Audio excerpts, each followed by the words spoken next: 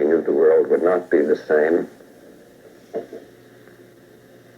Few people laughed. Few people cried. Most people were silent. I remembered the line from the Hindu scripture, the Bhagavad Gita. Vishnu is trying to persuade the prince that he should do his duty, and to impress him takes on his multi-armed form and says, "Now I am become death, the destroyer of worlds." I suppose we all thought that one way or another. Hello people, welcome to another supervillain video, and today I shall be exploring a very special X-Men villain, and that villain is none other than the unstoppable mutant destroyer known as Proteus. Proteus's first appearance was in Uncanny X-Men number 125 in 1979, and he was one of many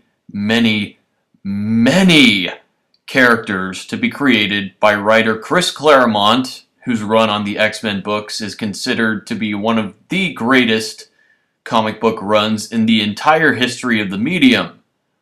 Also, in his first appearance, John Byrne, who is really one of the most revered writers and artists to have worked during the 70s and 80s, drew Proteus. So, Proteus's creation was born of nothing short of absolute bona fide genius. Anyways, Proteus's real name is Kevin McTaggert, and he is the son of Moira McTaggert, who is one of the most important X-Men supporting characters and a personal friend to Professor X. Moira McTaggert is a geneticist who runs a mutant research facility on Muir Island off the coast of Scotland, and she is the oldest human friend to the X-Men. And she gave birth to her son under very tragic circumstances. Her husband, a scumbag politician named Joseph McTaggert, beat and horribly raped Moira one night, and that's how she became pregnant with Kevin. Since Moira wanted to shelter her son from her piece of shit husband, she made him live on Muir Island, especially after she found out that her son was a mutant. Kevin's mutant powers enabled him to distort reality itself and shape it in any way he wanted it to.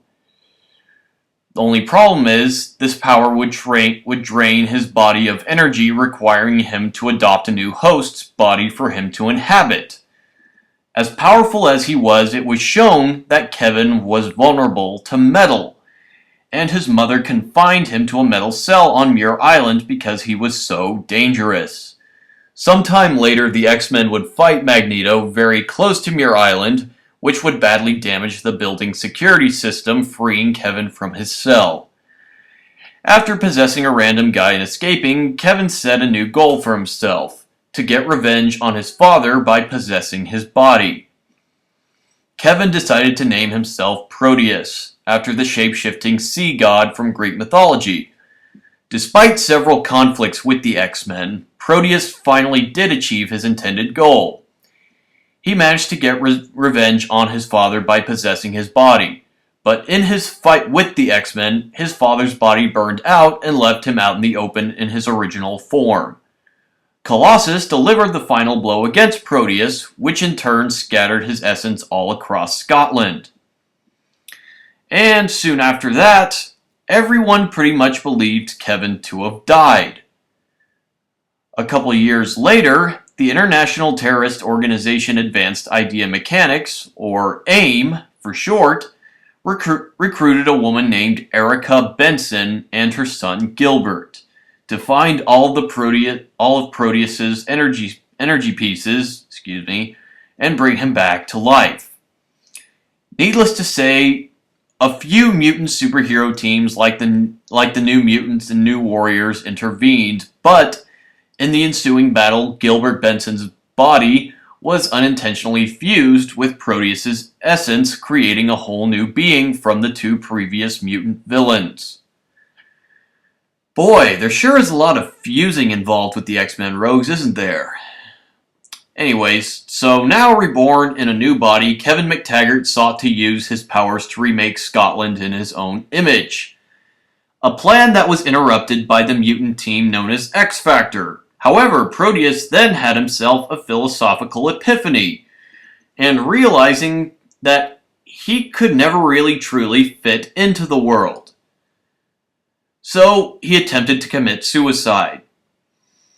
His plan to end his own life failed, of course, and he more or less slipped into an energetic coma of sorts.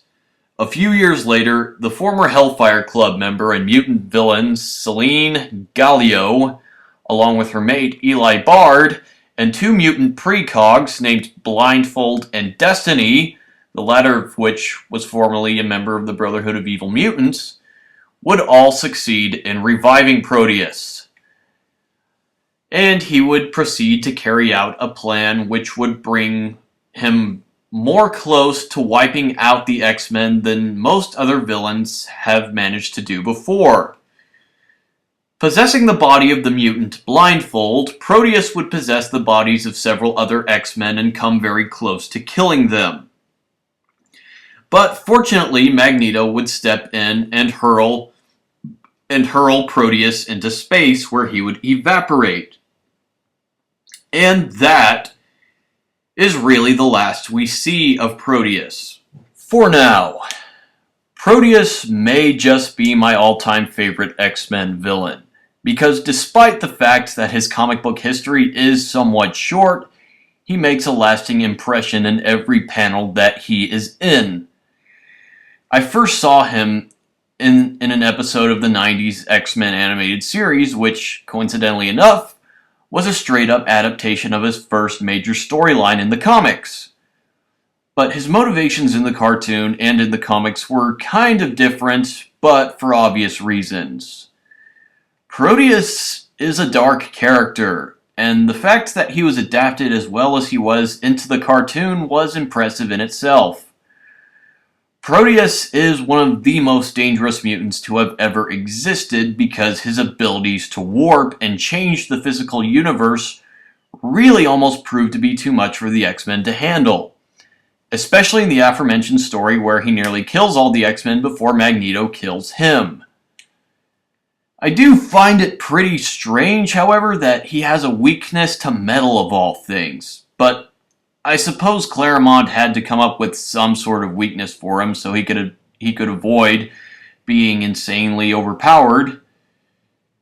But either way you slice it, Proteus is an amazing villain, and I highly recommend reading his debut storyline, which is collected in the Marvel Premier Classic trade paperback format. It's only one of many fantastic plotlines that Chris Claremont managed to weave in his masterful run on the X-Men series. Well, people, that's it for now. I'm F.W. Waller, and this has been the second installment of the Supervillains Explored X-Men Marathon, and I'll catch you all later.